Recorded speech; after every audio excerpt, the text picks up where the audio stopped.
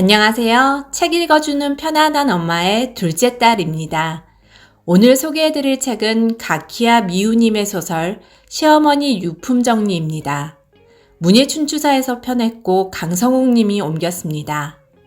가키야 미우님은 1959년 효고현에서 태어나 메이지대학 문학부를 졸업하고 2005년 다츠마키걸로 소설 추리 신인상을 수상하며 소설가로 데뷔했습니다. 소가족과 고령화 사회에서 결혼과 이성, 여성과 노인 문제, 주택 문제 등 현대 사회가 직면한 일상의 문제들을 다룬 작품들로 공감을 얻고 있는데요. 오늘 소개할 책 시어머니 유품정리는 주인공 모토코가 갑작스럽게 돌아가신 시어머니가 남긴 방대한 양의 유품정리를 하면서 많은 사람들을 만나며 그동안 시어머니에게 갖고 있던 오해들이 풀려나가는 이야기입니다. 그럼 이별과 죽음에 대한 따뜻한 위로를 건네는 소설 시어머니 유품정리 속으로 들어가 봅시다. 지은이 가키야 미우 시어머니 유품정리. 간신히 4층에 도착했다. 숨이 턱 밑까지 차오른다.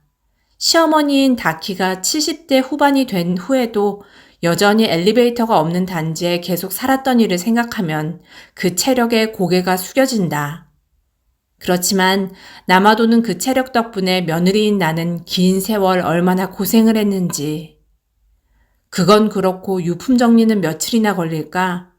시어머니를 생각하면 제일 먼저 떠오르는 건 싼 게 비지떡이란 말이다.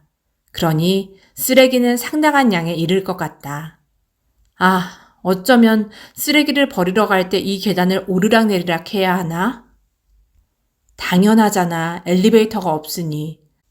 그 순간 공포감을 닮은 불안감에 휩싸였다.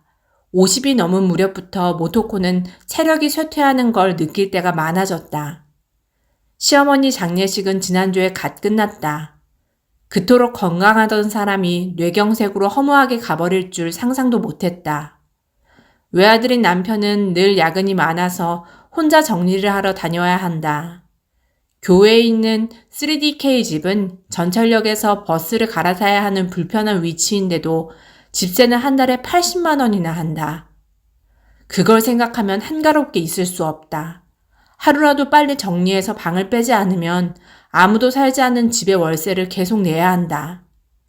10여 년 전 시아버지가 돌아가시자 시어머니는 2층 단독주택을 팔고 같은 K시에 있는 이곳 단지로 이사왔다. 그때까지 살던 집은 1층에 커다란 하기다시창이 2개나 있어서 나이 든 여자 혼자 살기에 무섭다는 이유였다. 이사할 집을 아들 내외 가까이가 아닌 K시내로 정한 이유는 근처에 아는 사람이 많아서 그 동네를 떠나기 싫기 때문이라고 했다. 단독주택에 살던 무렵은 매달 손자를 데리고 놀러오라며 부르곤 했다. 하지만 이곳으로 이사를 온 후로는 아이가 훌쩍 자란 탓도 있겠지만 그다지 빈번하게 부르지 않았다. 그래서 모토코는 여기 단지의 일이나 주변은 별반 알지 못한다. 문 앞에 서서 호리우치 야스오라고 시아버지 이름이 적힌 명패를 바라보았다. 시아버지는 이곳에 산 적이 없지만 명패는 남자 이름이 방범상 좋다고 시어머니께 들은 적이 있다. 모토코는 가방에서 열쇠를 꺼내 열쇠 구멍에 꽂았다. 순간 가슴이 아릿해진다. 시어머니가 없을 때 집에 들어가는 것은 처음이다.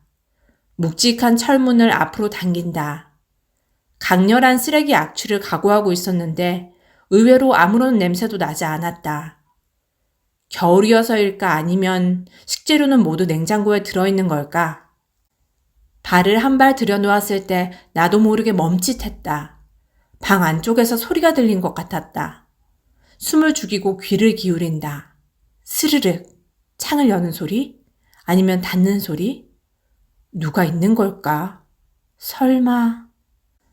그러고 보니 언제인지 위아래층과 옆집 소리가 잘 들린다고 시어머니가 말한 적이 있다. 아무래도 단지가 지어진 지 40년이 지났으니 이상한 일도 아니다. 비좁은 현관을 내려다보니 운동화 2켤레가 가지런히 놓여 있었다. 흰색 바탕에 보라색 꽃무늬 한 켤레, 다른 하나는 금색이다. 꽃무늬와 화려한 색을 좋아하는 사람이었다. 시어머니는 전쟁 후 아오모리의 여학교를 졸업하고 예의범절을 익히기 위해 상경했다고 했다. 당신은 신부 수업을 위해 도시의 상류가정에 들어가 일을 하면서 예의범절과 가사를 배우는 풍조가 전국에 있었던 듯하다. 시어머니는 분교구나 아라카와구 같은 교육위원회 사무국장의 집에 한동안 지냈는데 그 집 사모님의 소개로 철강회사에서 일하던 같은 아오모리 출신인 남편과 결혼했다. 그러니까 시어머니는 고향으로 돌아가지 않고 60년 이상이나 도쿄에서 살았다.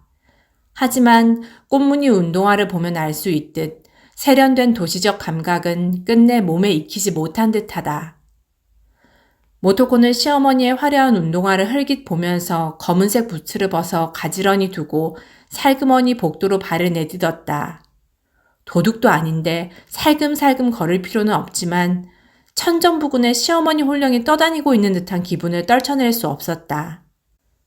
부재일 때 내가 사는 곳을 남들이 보는 건 누구라도 싫기 마련이다. 차를 같이 마시는 친한 친구가 와도 기껏해야 방 안을 대충 둘러보는 정도일 테다. 그런데 원래는 남이던 며느리인 내가 서랍 속과 옷장과 벽장 안까지 전부 보려 한다. 하물며 멋대로 필요 불필요의 판단을 내리고 쓸만한 물건은 가져가고 필요 없이 여기는 물건은 가차없이 버리려 한다. 내 멋대로 버리지 말거라. 만일 시어머니가 살아있으면 새된 소리로 화를 낼 것이다. 짧은 복도를 몇 걸음 옮기자 주방이 있고 바닥에는 종이상자 하나가 덩그러니 놓여 있었다. 들여다보니 즉석식품과 종이팩, 사과주스 등이 빼곡히 들어있다. 무슨 일이건 손이 빠르던 시어머니도 밀려오는 세월의 파도는 어쩔 수 없었나 보다. 식사 준비하는 게 성가셔졌는지 모른다. 싱크대에는 찻종지 하나와 찻주전자가 놓여 있다. 찻주전자 뚜껑을 열어보니 차 찌꺼기가 말라 비틀어져 있다. 냉장고 문에 손을 댔다. 죄송해요. 열게요. 나도 모르게 나지막이 입속에서 속삭였다. 사후세계 따위는 눈꼽만치 믿지 않는데 하필 오늘따라 시어머니가 보고 있는 것 같은 기분을 떨쳐낼 수 없다. 머문머문 냉장고를 열자 안이 어둑어둑할 정도로 식품이 잔뜩 채워져 있었다. 현관에서 여기까지 별로 먼지가 쌓여있지 않아서 냉장고 안도 깔끔하리라 여긴 건 착각이었다. 통조림이 많다. 마멀레이드에 딸기잼과 블루베리잼, 땅콩버터에 흑임자 페이스트. 여름 밀감이라고 직접 쓴 스티커가 붙은 잼은 직접 만든 걸까? 냉동실을 열어보니 고기와 생선이 있는데 서리가 끼어 있다. 만두나 볶음밥 같은 냉동식품도 있다. 맨 아래 야채 칸에는 누래진 양상추와 시든 시금치가 있다. 빨리 처분하지 않으면 물러 터질 것 같다. 그렇게 생각하고 손을 뻗으려다 흠칫 멈췄다. 서두르는 건 금물이야. 친구인 후유미가 그렇게 조언을 했었다. 있잖아. 처음엔 그냥 방들을 쓱 돌아봐. 그리고 꼼꼼하게 계획을 세우는 게 좋아. 무턱대고 손대기 시작하면 나처럼 골병이 들어. 유품 정리라는 게 생각보다 훨씬 중노동이니 말이야. 후유미의 어머니는 오랫동안 혼자 살았는데 골절을 당한 후 휠체어 신세를 벗어나지 못하고 고향집 가까이에 있는 요양시설에 들어갔다. 빈집이 된 집을 치우기 위해 고향집을 찾았다가 채 정리를 마무리하기 전에 피로로 몸져 눕고 말았다. 그도 그럴 것이 비행기와 버스를 갈아타고 고향집에 도착해서 곧바로 정리 작업에 들어갔고 휴식을 취하는 것도 잊은 채 일하다 정신을 차리면 한밤중이라는 하루의 연속이었다고 했다. 며칠을 묵으며 강행군을 한 탓에 일주일 뒤에는 녹초가 되고 열까지 나서 결국 혼자 힘으로 정리하는 걸 포기하고 유품정리 회사를 불렀다고 한다. 이미 반 가까이 처분했는데도 700만 원이나 지불했다고 한다. 나는 그렇게 낼 수가 없다. 맨션 대출도 아직 남아있고 아이들 모두 사립고에 보냈던 터라 예금도 별로 없다. 더욱이 대학원까지 진학한 딸은 작년에야 취직을 했다. 동갑인 남편은 4년 뒤에 정년을 맞이한다. 남편은 회사 생활에서 해방되는 날을 학수고대하고 있는 눈치지만 60 이후에도 일을 하지 않으면 확실치는 않아도 생활을 유지해 나갈 수 있을 것 같지 않다. 나도 더 아껴야겠다고 생각한다. 하지만 한편으론 요즘 텔레비전이나 잡지에서 자주 회자되는 건강 연령이 50대 중반인 나에게 앞으로 몇 년이나 남았을까 생각하면 내일부터라도 여기저기 여행을 다니고 싶어서 참을 수가 없다. 그것은 충동적이라고 해도 좋을 만큼 몸에 깊숙한 심연에서 솟아오르는 바람이다. 후유미도 나와 같은 생각인 듯 차를 마실 때마다 여행 이야기로 달아오른다. 그러나 서로 실행에 옮기지 못하고 있다. 육아가 끝나면 자기 시간을 되찾을 수 있다고 생각했는데 부모님 간병과 손자를 돌봐달라는 부탁 같은 일들이 꼬리에 꼬리를 물고 날아든다. 게다가 남편이 정년퇴직을 한 후의 생활을 생각하면 파트타임을 늘릴 수밖에 없는 경제 상태이다. 정신을 차리니 손으로 허리를 짚고 기지개를 펴고 있었다. 아직 아무것도 한 게 없는데 피로감을 느낀다. 이래서는 앞날이 뻔하다. 아침부터 긴장한 탓이야. 출근 시간대에 혼잡한 전철을 타는 것도 오랜만이고 죽은 사람 집에 멋대로 들어오는데 두려움 같은 걸 느끼고 있었기 때문일 거야. 우리 부부가 사는 맨션에서 여기 교회의 단지까지는 편도 1시간 반이나 걸린다. 양쪽 모두 도쿄도에 속하지만 치바현에 가까운 동쪽에 사는 내 입장에서 보면 도심을 가로질러야 하는 서쪽의 교회 단지는 너무 멀다. 하지만 불평불만을 늘어놓아도 아무 소용이 없다. 어떻게든 정리하지 않으면 안 된다. 다시 정신을 다잡고 가지고 온 생수병의 물을 꿀꺽꿀꺽 마셨다. 후유미가 말한 대로 처음에 방들을 쓱 둘러보는 편이 좋을 것 같다. 3DK의 구조는 방 3개, 모두 다타미 방이다. 6첩 방이 2개, 4첩 반 방이 하나, 세첩의 주방 바닥은 옛날 생각이 나는 리놀륨이다. 주방과 거실을 구분하는 문을 살짝 열어보았다. 어수선하지만 난잡하지는 않았다.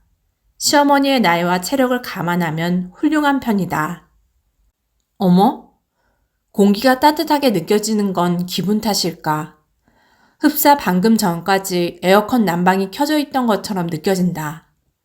베란다를 보니 바지랑대에 걸어둔 걸레가 바람에 흔들리고 있다. 시어머니가 쓰러지고 3주 동안 두툼한 커튼은 열린 채인 듯하다. 레이스 커튼 너머로 눈이 부실 만큼 햇빛이 들어오고 있다. 베란다가 남향이면 겨울에도 이렇게 따뜻하구나. 벽에 걸린 CD 선반을 보려고 방을 가로지르려 한 순간이었다. 고타츠 이불에 발이 걸려 넘어지려는 찰나 고타츠 상판을 손으로 짚었다. 어머, 따뜻하네? 이것도 햇빛 때문인가? 햇빛을 바로 받는 것도 아닌데 상판이 이렇게까지 따뜻하다니.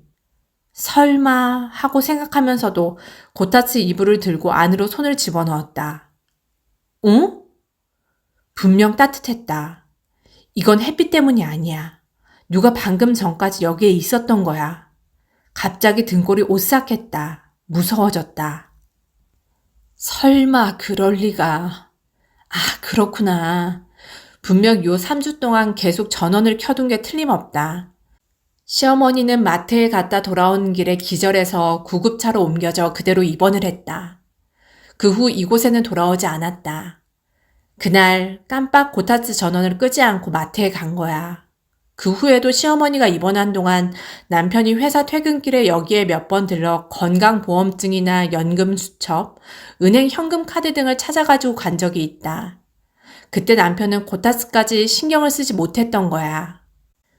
전원을 끄기 위해 바닥에 흩어진 잡지를 정리하면서 눈은 전선 코드를 더듬던 때였다.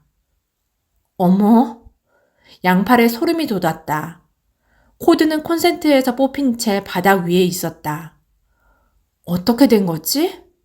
역시 방금까지 여기에 누가 있었던 건가? 현관문을 열었을 때 안쪽에서 발소리와 창문을 여닫는 것 같은 소리가 들렸는데 그건 위아래층이나 옆집 소리가 아니라 이 방에서 난 소리였나? 나도 모르게 숨을 죽였다. 도둑이 든 건 아닐까? 다음 순간 모토코는 갑자기 가방을 꽉 거머쥐더니 주방을 가로질러 현관까지 내달렸다. 그리고 문을 활짝 열고 도어 스토퍼로 고정했다. 그때였다. 당신 좀 이상해. 옆집에서 여자의 큰 목소리가 들려왔다.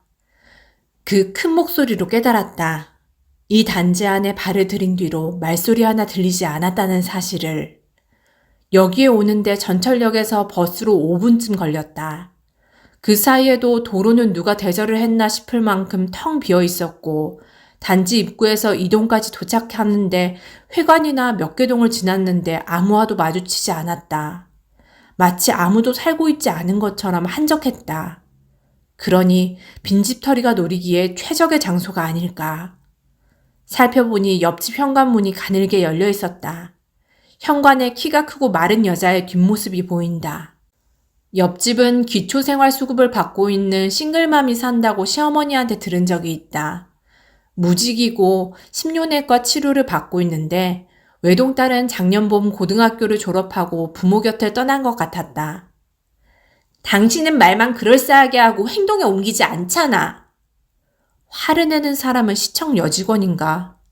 기초생활수급에 의지하지 말고 자립하라고 충고하고 있는 걸까? 그렇다고 해도 저런 말투로 크게 소리치면 근방에 다 들린다. 싱글맘은 참을 수 없는 수치심이 들지 않을까? 아무리 그래도 응당 이웃에 대한 배려를 해야 한다. 아무튼 추운이 안에 들어가서 얘기해. 혹시 남자라도 있나? 마른 뒷모습의 여자가 그렇게 말해서 놀랐다. 아무래도 시청 공무원은 아닌 듯하다. 지금은 아무도 없지만... 이라고 가냘픈 목소리가 들렸다. 지금은 없다는 건 남자가 오는 날도 있다는 말이다. 심료내과를 다니고 기초생활수급을 받는 신세면서 남자를 끌어들일 마음 잘도 생기네. 방금까지의 동정이 한순간 반감으로 바뀌었다. 참, 지금 그런 일을 따질 계제가 아니다. 방 안에 수상한 사람이 있을지 모른다. 아무라도 좋으니 안면을 터놓고 싶었다. 혼자 있는 게 무서웠다. 저기 죄송합니다. 모토코는 과감하게 말을 걸었다. 마른 여자가 이쪽을 돌아보았지만 흘겨보기만 할 뿐 아무 말이 없다. 느낌이 너무 좋지 않다. 게다가 표정에 어딘가 상스러운 데가 있다. 그때 포동포동한 여자가 마른 여자 옆에서 얼굴을 내밀더니 문을 활짝 열고 나왔다. 30대 후반쯤일까. 짙은 핑크 부클레 소재의 긴 카디건을 걸치고 있었다. 귀여운 이목구비 때문인지 돼지라는 느낌은 없고 포동포동한 소녀 같은 귀여운 구석이 남아있다. 발밑을 보자 맨발인데 네글레제인지 원피스인지 모르지만 그 또한 핑크인데 옷자락에 나풀거리는 레이스가 달려있다. 길이가 짧아 무 같은 하얀 허벅지가 훤히 보여 눈길을 돌렸다. 남자가 올 때도 있다는 말을 순순히 납득할 수밖에 없는 민망한 모습이었다. 문이 활짝 열려 있어서 방 안이 훤히 보였다. 정면에 식기장이 보인다. 크고 멋있는 장이다. 그릇이 빼곡히 들어있다. 내가 생각하던 기초생활수급을 받는 사람의 이미지와 다르다. 안녕하세요. 무슨 일이세요? 핑크 여자가 물었다. 저는 호리우치 다키 할머니의 아들의 며느리인 모토코라고 합니다. 역시 그랬군요. 처음 뵙겠습니다. 저는 나카타 사나에입니다. 사나에는 부침성 있는 웃음을 지어 보였다. 빨리 안으로 들어가자고. 마른 여자는 둘의 대화를 무시하듯 한층 재촉했다. 알았어. 그런데 흠이... 사나에는 심약한 표정으로 비위를 맞추기 위해 웃음을 지으려 애를 썼다. 남들이 파고들 틈이 많은 타입으로 보인다. 훔이라는 여자는 업신여기는 태도로 사나에를 노려보고 있다. 더욱이 사나에의 박복한 기운이 깃든 듯한 분위기는 남의 일이지만 걱정이 된다. 이상하게 들리겠지만 이 근처에 빈집털이가 들었다는 얘기는 못 들었나요? 라고 모토코가 물어보았다. 아니요, 못 들었는데요. 그렇군요. 고타츠 안이 따뜻한 느낌이 들어서요. 그렇게 말하자 사나에는 나긋한 웃음을 보였다. 도둑이 고타츠에서 한가롭게 몸이나 데울 일은 없을 것 같은데요. 그건 그렇지만 남향방은 아주 따뜻해요. 저희도 난방이 필요 없어요. 게다가 4층이면 아무리 도둑이라도 베란다를 통해 올라오는 건 어려울걸요. 라고 말하며 도둑이 올라오는 모습을 상상하는지 웃음이 터지는 걸 참는 듯한 웃음을 지었다. 그러네요. 여긴 4층이네요. 베란다에 접한 창호의 잠금장치 하나가 망가졌다는 건 시어머니에게 들었다. 벌써 몇 년도 더 됐는데 그대로 두면 베란다로 도둑이 든다고 말해도 시어머니는 그대로 두어도 방범상 문제가 없다고 했다. 배관이 건물 밖이 아닌 내장되어 있어서 도둑이 배관을 타고 올라올 수 없다. 또 앞동에서 훤히 보이고 밤에는 실외등이 베란다를 환히 비춘다는 이유였다. 역시 신경과민이었나. 주변이 너무 조용해서 소리에 민감해진 건지 모른다. 또 멋대로 시어머니 집에 들어온 죄책감이 들어 신경질적이 된 거야. 마음을 좀 다잡아야겠다. 그때 후미가 갑자기 아! 하며 손가락을 튕겼다. 사나해, 만난 김에 그거 돌려줘. 아, 맞다, 맞아. 라며 사나해가 이쪽을 힐끗 눈을 치켜뜨며 보았다. 할머님에게 맡아놓은 게 있어요. 잠깐 여기서 기다려주세요. 그녀는 일단 자기 방으로 들어가더니 갈색 모피 같은 물건을 가슴에 안고 나왔다. 긴 귀와 털로 뒤덮인 동그란 눈동자가 보였다. 이거예요. 인형인 줄 알았는데 코가 벌렁벌렁 움직인다. 살아있는 토끼였다. 아주 무거워요. 안아보실래요? 라고 말하며 다가온다. 가까이서 보자 깜짝 놀랄 만큼 컸다. 맞고 나서 살이 찐 게 아니에요. 본래 살이 쪘어요. 정말이에요. 사나이가 변명처럼 말한다. 온천 여행을 가니 잠시 맡아달라고 부탁했어요. 여행에서 돌아온 날 선물을 가지고 제 집에 들리셨는데 마트에 물건을 사러 가니 토끼는 저녁에 데리러 다시 온다고. 그런데 마트에서 돌아오는 길에 쓰러지셨어요. 토끼를 지금 돌려드리고 싶은데요. 라고 사나이가 조심스레 말하자 별소리를 다 하네. 어서 돌려드려. 라고 후미가 말한다. 시어머니가 토끼를 기른다는 말은 듣지 못했다. 나나 남편이 가끔 들렀는데 이제껏 토끼를 한 번도 본 적이 없다. 돌려주라니까. 사나이는 아파서 자기 일도 벅차잖아. 심료내과 치료를 받는 사람에게 토끼를 기르는 일은 위안이나 삶의 보람을 주지 않을까?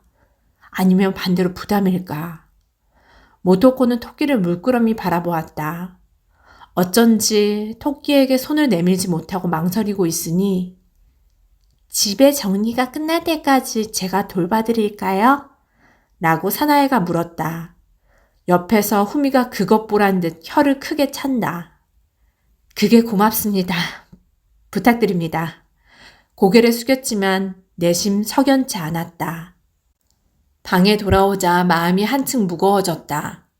아무리 생각해도 토끼는 절대로 거두고 싶지 않았다. 아무튼 지금은 그것보다 심호흡을 하고 억지로 마음을 고쳐먹었다. 한가롭게 있을 수 없었다.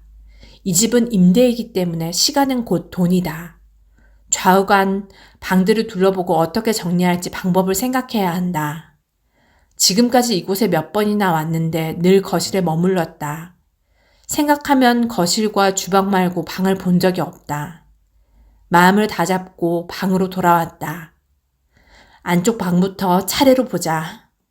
짧은 복도 끄트머리에 합한 문이 있다. 오래돼서 분명 뻑뻑할 것이다. 그렇게 생각하고 힘껏 문고리를 당겼는데 너무나 가벼워 그만 뒤로 넘어질 뻔했다. 뻑뻑해서 열기 힘들 것이라는 생각과 달리 문은 제대로 닫히지 않고 덜컹덜컹 흔들렸다. 그 속에서 빈 곳을 찾아 한 발씩 앞으로 나가다 간신히 창가에 이르러 창을 활짝 열어젖혔다. 그리고 마음속으로 기합을 넣은 뒤 벽장문을 힘껏 열었다. 재빨리 안쪽을 들여다보았으나 물건이 가득해서 사람이 숨을 공간은 없는 것 같았다. 사나이와 이야기를 하고 여기에 도둑은 없다고 납득했으나 혼자 있으니 다시 무서워졌다. 고타츠의 온기가 아무래도 마음에 걸린다. 혹시 수상한 사람이 있을지 모른다는 상상만으로 심장 소리가 들리는 것만 같았다. 숨을 죽이고 과감히 양복 옷장의 문을 양옆으로 동시에 열었다. 양복이 빼곡하게 걸려있는 안쪽에 누가 숨어 있을 것 같은 생각을 지울 수 없다. 문득 옆을 보니 이런 곳에 무슨 연유인지 우산 몇 개를 한 대 묶어 놓았다. 우산 꽂이에 다 들어가지 않는 우산일 테다. 어머니, 혼자 사는데 왜 이렇게 우산이 많죠? 필요 없는 물건은 좀 평소에 버리세요. 정말이지. 휴. 그 중에서 하나를 뽑아 옷장 안 여기저기 쑤셔보았다. 아무것도 걸리는 게 없다. 촉감도 없다. 안심했다. 여기도 괜찮은 것 같다. 작은 방에 들어가 보았다. 아마 침실로 사용한 것 같다. 앞방과는 달리 가구가 적고 아주 말끔했다. 창을 활짝 열고 벽장문을 단숨에 열었다. 어머니, 이게 뭐예요? 대체 가족이 몇 명이에요? 그렇게 말하고 싶을 만큼 이불이 몇 채나 들어있었다. 오래된 단지여서일까 방마다 옛날처럼 큰 벽장이 있고 친절하게도 작은 벽장까지 딸려있다. 기껏 3DK라고 방심했는데 수납 공간은 상상 이상으로 널찍했다. 그러고 보니 거실 벽장은 아직 보지도 않았다. 거실로 돌아와 벽장을 열자 상단 한쪽에 방석이 10개쯤 들어있다. 그 옆에는 플라스틱 의류 상자가 몇 단이나 쌓여있고 또 그 옆에는 빈 만두 상자 등이 쌓여있다. 하단에는 선풍기나 약상자나 난방용 카펫 등속이 난삽하게 들어있다. 벽장 안에 쌓여있는 빈 상자를 몇 개 열어보니 길거리에서 받은 휴대용 티슈가 가지런히 들어있거나 병원에서 받은 한방약들이나 카야마 유조의 낡은 콘서트 팸플릿 몇 개 등등 가지각색이다. 아무튼 망설이지 않고 버릴 수 있는 물건뿐이다. 작은 벽장에는 무엇이 들어있을까? 주방 의자를 가지고 와 그 위에 올라가서 천장 가까이에 붙은 작은 벽장문을 열었다. 갈색으로 변색된 크고 작은 상자들이 들어있다. 벽장문이 작아서 안에도 별다른 건 없으리라는 생각은 큰 착각이었다. 벽장의 경우는 위쪽이 비어있는 방도 있지만 작은 벽장은 천정까지 빈틈없이 물건이 들어있다. 상자 하나를 꺼내 바닥에 내려놓았다. 해를 거듭하며 쌓인 먼지가 딱딱하게 굳어있다. 오랜 세월 잠들어 있던 먼지가 눈 뜨지 않도록 열십자로 묶은 끈을 조심스레 풀고 뚜껑을 열자 멋있는 송괴가 나왔다. 얇은 종이에 쌓인 나전칠기인데 장인의 사진이 박힌 팸플릿이 들어있는 걸 보면 사용하지 않은 듯했다. 다른 상자도 몇 개 내려보니 아리타 도자기와 구타니 도자기, 하기 도자기 등의 다기 세트가 차례로 모습을 드러냈다. 안쪽을 보니 갈색으로 변색된 커다란 오동나무 상자가 3개 있다. 앞으로 끌어당겨 하나씩 가슴에 안고 의자에서 넘어지지 않게 조심조심 내렸다. 바닥에 내리고 열자 청자 항아리가 나왔다. 다른 하나는 쪽빛 항아리다. 가장 큰 상자에서는 구름이 흘러가는 모습을 그린 멋있는 항아리가 나왔다. 호화로운 저택의 현관에나 어울릴 법한 물건이다. 아무리 생각해도 지금의 우리 집에 새 그릇은 필요 없다.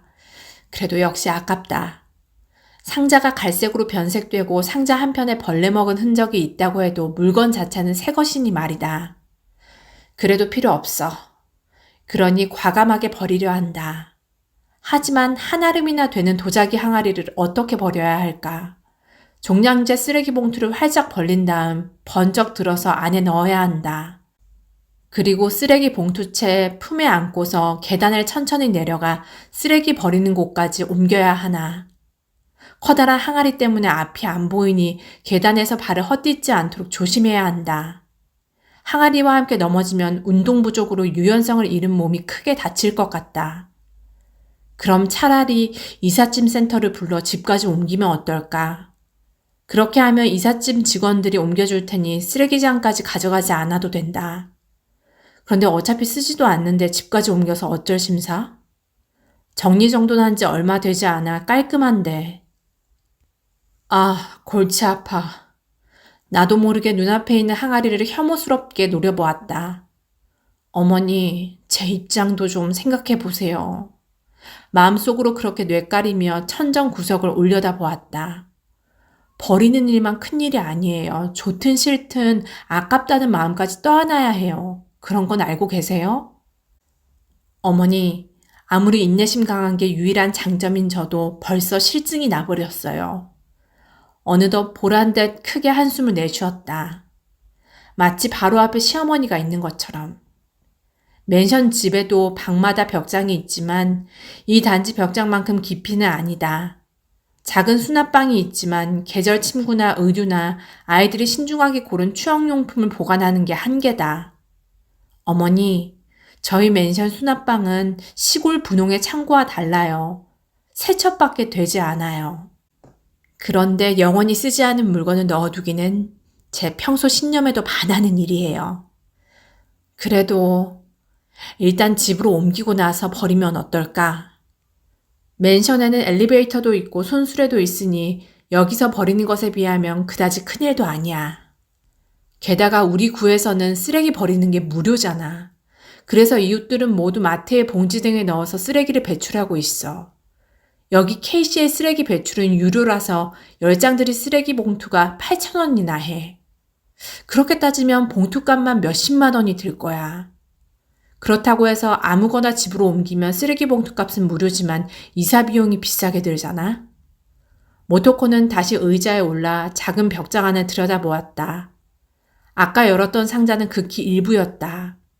똑같은 상자들이 안쪽에 쭉 늘어서 있다. 이상하기만 하다. 쓰지도 않는데 시어머니는 왜 이런 물건을 계속 사들인 걸까? 벽장에 넣은 채였던 걸 보면 샀던 일 자체를 잊어버린 게 아닐까? 예전에 살던 단독주택에서 이사 올 때 힘들게 가져온 걸까? 저기요, 어머니. 이사할 때가 물건을 처분할 절호의 기회예요. 그런 좀처럼 없는 절호의 기회를 놓치다니 정말이지 대체 무슨 생각이세요? 어머니, 매정하게 들리겠지만요. 힐끗 눈을 치켜뜨고 천정 귀퉁이를 본다. 시어머니가 무서운 얼굴로 이쪽을 노려보는 기분이 들었다. 아, 치우는 제 입장도 한번 생각해 보세요. 아무도 없는 방에서 소리를 내서 말했다. 벽장의 극히 일부만 살펴보았는데 벌써 진저리가 난다. 안쪽 방에는 신문과 잡지와 골판지 등이 잔뜩 쌓여 있을 테다. 그 생각만 해도 나도 모르게 한숨이 새어나왔다. 그것들을 어떻게 쓰레기장까지 옮길까? 엘리베이터가 없는 게 원망스럽네요. 말해도 소용없지만 그래도 자꾸 말하고 싶어져 아무도 없는 방에서 또 말했다. 작게 속삭이지 않고 또렷하게 소리를 내어 말했다. 천정 부근에 있는 시어머니 홀령에 들려주고 싶었다. 혼자 한 번에 옮길 수 있는 양은 뻔했다. 계단을 대체 몇 번을 왕복해야 할까? 어머니, 왜 이렇게 물건들을 쌓아두셨어요? 조금씩 버렸으면 좋았잖아요. 정말이지 어머니, 어디서부터 손대면 좋을까요? 일단 따뜻한 차를 마시고 조금 진정하고 생각을 하자. 잘 아는 집이라는 듯 주전자에 물을 끓이며 여기저기 수납장을 열어 티백차를 찾아냈다. 머그컵은 어디 있을까? 큼지막한 식기장 문을 여기저기 반복해서 여닫는 중에 엄청난 양의 그릇이 있다는 사실을 알았다. 어머니, 집에 가족이 10명은 되나 봐요. 이렇게 비꼬고 싶어졌다. 농담이 아니고 손님 10명이 와도 곤란하지 않을 양의 그릇이 있다. 그 위에 유아용 그릇과 아이용 젓가락까지 있는데 낯이 익다. 아들인 마사히로가 아기였을 무렵 놀러오는 손자를 위해 시어머니가 산 것이다. 대체 무슨 생각이세요? 이런 건 이사 올 때 버리면 좋잖아요. 저기 어머니, 마사히로는 이젠 30이에요. 그런데 그릇이 원래 이렇게 무거운 건가? 쓰레기 봉투에 꾹꾹 담았더니 들 수가 없다. 게다가 봉투가 금방이라도 찢어질 것 같다. 이걸 쓰레기장까지 옮기긴 힘들다. 접시를 몇 개씩 나누어 넣는 수밖에 없을 것 같다. 하지만 그렇게 하면 쓰레기 봉투가 아무리 많아도 부족하다. 또 도대체 몇 번을 왔다 갔다 해야 하지? 가방에서 새 공책을 꺼낸다. 이것도 후유미가 추천해서 가지고 왔다. 식탁 위에 하얀 첫 장을 펼치고 오늘 날짜를 적는다. 1월 16일.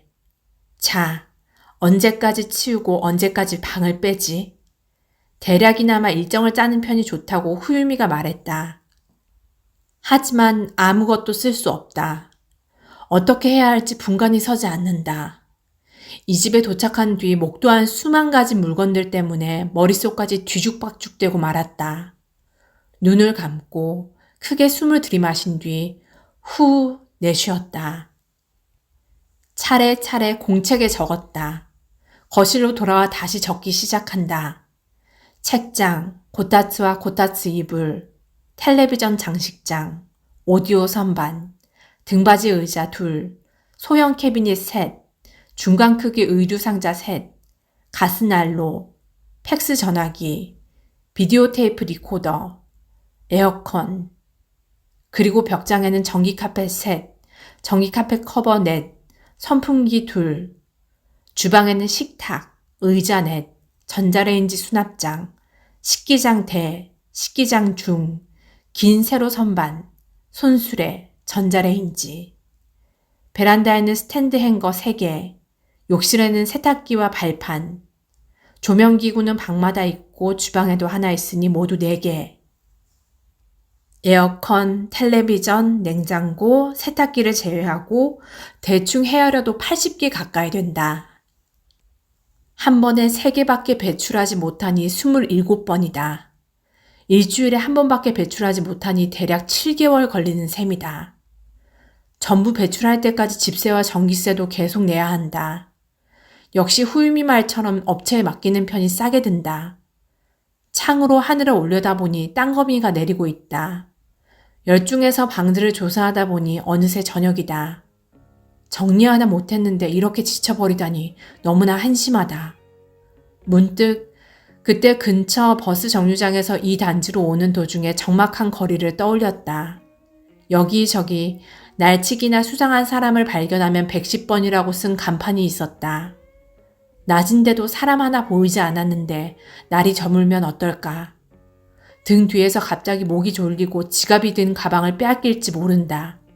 공원을 가로지르면 지름길이지만 밤의 공원은 분명 어둡고 무서울 것이다. 순간 벌떡 일어섰다. 빨리 돌아가야지. 해가 지기 전에 역에 도착하는 게 좋겠어.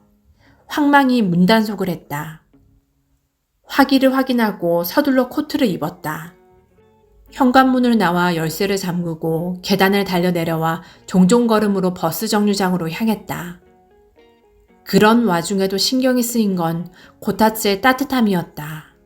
절대로 착각은 아닐 텐데. 여러분 어떠셨나요? 편안하게 잘 들으셨는지요? 사실 이 소설의 어느 부분을 들려드릴까 고민을 하다가 앞부분을 들려드렸습니다.